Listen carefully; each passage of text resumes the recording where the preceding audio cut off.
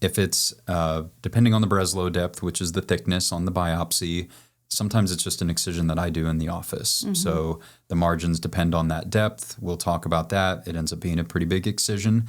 And to get that closed into a nice, flat, straight line scar that's going to heal nicely, you usually have to extend that excision out so that it lays flat. If you sew together a circle, you get these puckers on the side that stick up. We call them dog ears. Yeah. Dog ears, standing cones, whatever you want to call them. Yeah. To get those to lay flat, you have to cut them out, and it ends up being like a football shape. There's a lot of other fancy flaps and closures and stuff that we'll do to get things to close nicely and look nicely from a cosmetic standpoint and from a functional standpoint.